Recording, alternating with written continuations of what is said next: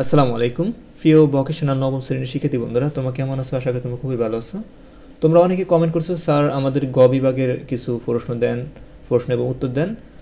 তো তোমাদের দেখছি অনেকেই প্রশ্ন করেছো যে গ বিভাগের প্রশ্ন চেয়েছো। তো প্রিয় শিক্ষার্থী বন্ধুরা, তো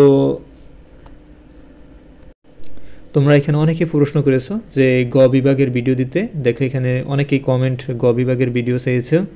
তো ইনশাল্লাহ আমি এখন গ বিভাগের ভিডিও দিব। এখানে সবাই বেশিরভাগ ছাত্রছাত্রীরাই গ বিভাগ চেয়েছে।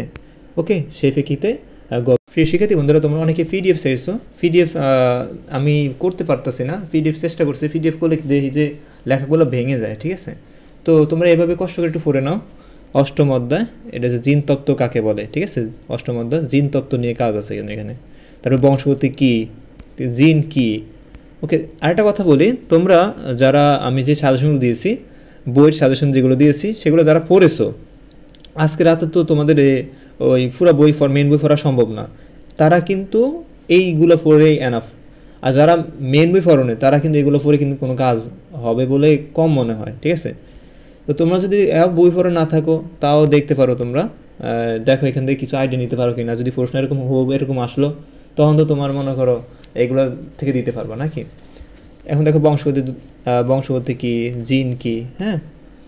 তারপরে তোমার জিন কোথায় সজ্জিত থাকে, বংশগতি ও জিনের তত্ত্বের জনককে। গ্রেগর জোহান মেন্ডেলকে বংশগতি জিন তত্ত্বের জনক বলা হয়, ঠিক আছে?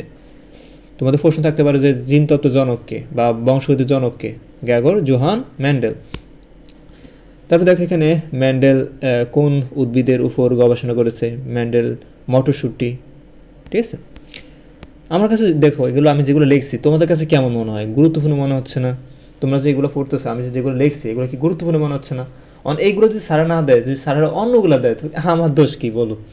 আমি তো চেষ্টা করছি যে এগুলো গুরুত্বপূর্ণ মনে হয় সেগুলো দিচ্ছি। সারা যদি গুরুত্বগুলো না দেওয়া, যদি যেগুলো তোমার গুরুত্ব নাই এগুলো দেয়, তা আমার দোষ তো নাই।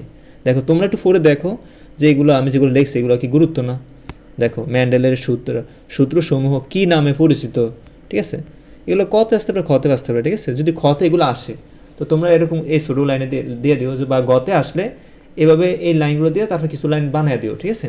যদি গতে এরকম দেখো যে জিন তত্ত্বের, যদি এরকম বলে গতে জিন তত্ত্বের মেন্ডেলের অবদান কী, হ্যাঁ, ব্যাখ্যা করো, তখন তোমরা এই লাইনটা লেখে তারপর কিছু লাইন বানিয়ে দিও।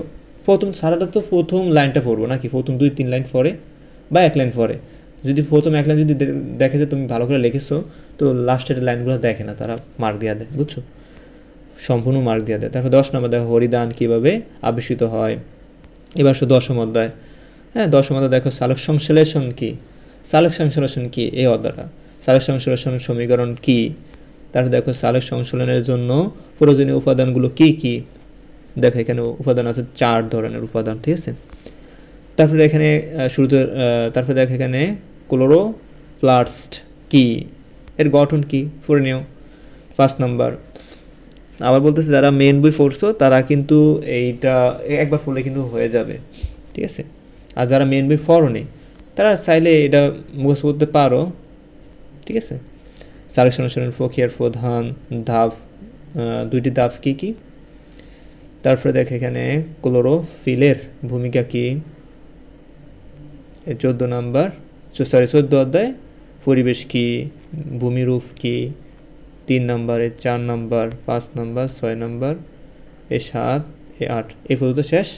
প্রিয় শিক্ষার্থী বন্ধুরা, বিজ্ঞান সাজেশন আমার এই পর্যন্ত দেওয়া শেষ। আমি আর কোনো বিজ্ঞান সাজেশন নিয়ে আর হাজির হব না। বিজ্ঞান আমার কাছ থেকে বিদায়। প্রিয় শিক্ষার্থী বন্ধুরা, যারা চ্যানেলটি সাবস্ক্রাইব করেনি তাদের চ্যানেলটি সাবস্ক্রাইব করো, সাথে থাকো। ধন্যবাদ।